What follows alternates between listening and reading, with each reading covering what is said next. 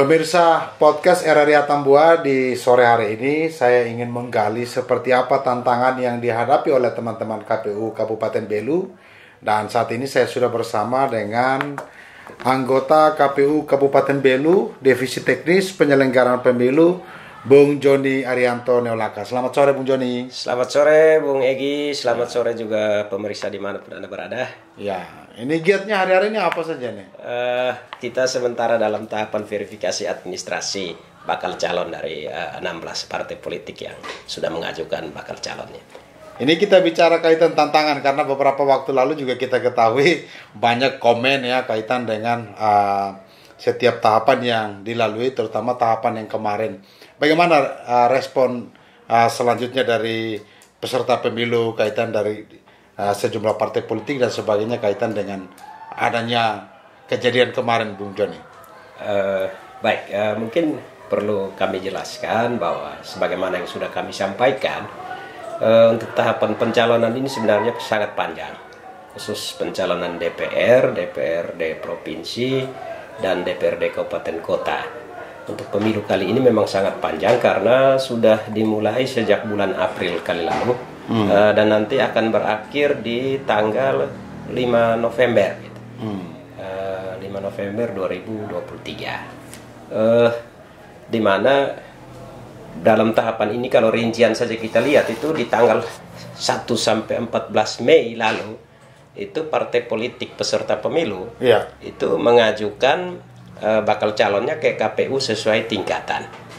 Nah, untuk Belu kebetulan yang menjadi peserta pemilu itu ada 18 parpol, namun yang datang mengajukan cuman hanya 16 parpol. Dari 16 parpol setelah pengajuan itu kita melakukan verifikasi administrasi.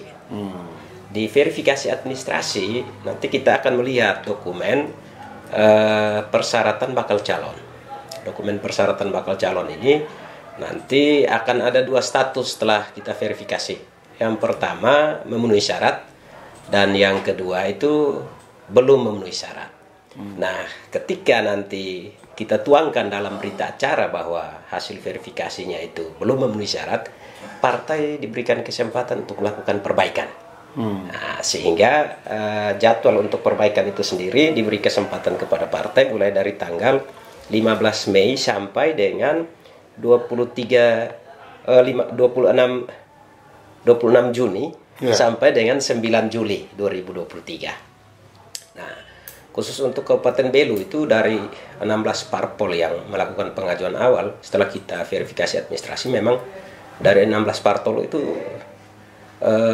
didapati banyak bacaleknya yang belum memenuhi syarat. Nah, dari total 478 bacalek yang diajukan oleh 16 parpol itu ya hampir 90% belum memenuhi syarat. Sehingga dilakukan perbaikan. Nah, tentunya setiap proses ada dinamikanya. Setiap proses itu ada saja persoalan-persoalan yang kita hadapi. Nah, khusus untuk persoalan kemarin sebagaimana mungkin publik sudah tahu. Ya, ada komen banyak kaitan itu juga. Ada luar, saya pikir itu hal yang wajar. Tetapi bahwa kita maknai masa itu adalah masa perbaikan gitu. Masa perbaikan. Ya, karena sebelumnya partai-partai sudah melakukan pengajuan gitu. Hal ini juga selaras dengan dikeluarkannya surat KPU nomor 700 maupun 701 terkait dengan penggantian dokumen perbaikan persyaratan bakal calon gitu. Sehingga dikasih kesempatan lagi sampai dengan tanggal 16 Juli. Sempat juga kita dapat komen banyak kaitan dengan ada napi yang maju calon. Apa itu betul ada juga? Memang sih secara ketentuan itu baik di undang-undang maupun sampai di PKPU, mantan napi juga diberikan kesempatan. Gitu, tetapi dengan syarat-syarat tertentu. Yang pertama, kalau untuk mantan napi dengan ancaman pidana di atas 5 tahun itu harus menunggu jeda 5 tahun setelah bebas. Nah, kalau sudah melewati 5 tahun setelah bebas, nah, itu boleh mencalonkan diri. Terkecuali mantan napi yang ancaman pidananya di bawah 5 tahun itu tidak perlu menunggu jeda. Artinya apa? Dia sudah bebas dari tuntutan penjara begitu. Untuk mantan napi dengan ancaman di atas 5 tahun itu yang pertama harus menyampaikan salinan putusan pengadilan yang telah berkekuatan hukum. Salinan putusannya itu harus di-upload juga di Silon. Yang kedua keterangan dari lapas. Keterangan dari lapas tentang kapan dia mulai bebas, kapan dia masuk dan dia bebas. Yang ketiga pernyataan gitu.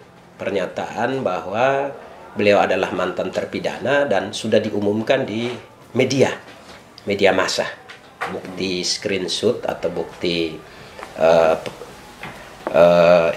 sudah diumumkan di media itu juga dilampirkan. Itu kami akan verifikasi berkas-berkas itu harus dipenuhi. Gitu. Oke, Bung Joni, di akhir ini apa yang penting yang harus disampaikan kepada peserta pemilu kaitan Bacalek dan juga partai politik di kesempatan sore ini? Mungkin yang perlu kami sampaikan yaitu tadi partai harus betul-betul serius. Partai juga harus membangun komunikasi, koordinasi terkait dengan daftar bakal calon yang sudah mereka ajukan ke kami. Karena proses ini masih panjang. Gitu. Contoh kemarin itu harus intensif koordinasi dengan kami terkait dengan perbaikan dokumen gitu. Mana-mana saja yang perlu diperbaiki. Sedangkan untuk masa yang sekarang dan ke depan itu mungkin partai juga harus terus membackup bakal calonnya untuk tadi dipastikan semua administrasi itu sudah terpenuhi dan tidak ada hal-hal yang bakal calon lakukan yang melanggar ketentuan aturan. Karena nanti sebelum menjadi DCT itu bisa saja bakal calon itu tidak ditetapkan jadi DCT.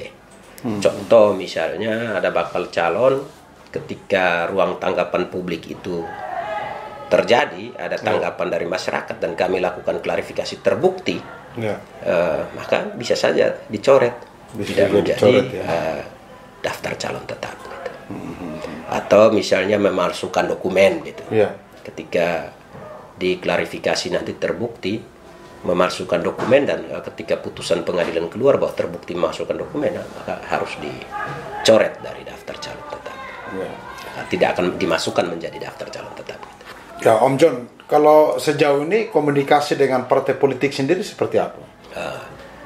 Komunikasi kita dari KPU sendiri sudah cukup optimal sih, karena kita punya grup baik dengan pimpinan partai politik, baik pun grup tersendiri dengan admin Silon partai politik, dan juga di setiap kesempatan ketika tahapan akan dimulai atau sebentar mulai pun kita selalu mengundang mereka untuk tadi melakukan rakor terkait dengan pelaksanaan kegiatan yang sementara kita lakukan. Jadi kita KPU sendiri sebenarnya sudah berupaya untuk bagaimana membangun komunikasi koordinasi yang baik dengan partai politik. Gitu. Baik, terima kasih Om Joni sudah kunjung RRI Atambua di podcastnya RRI Atambua. Kami juga mendukung penuh kegiatan teman-teman di KPU untuk menyukseskan segala tahapan yang akan berlangsung nanti. Sekali terima kasih. Sama-sama Om Egi. Baik, demikian pemirsa podcast RRI Atambua, perbincangan kami di sore hari ini. Kita jumpa lagi di konten selanjutnya.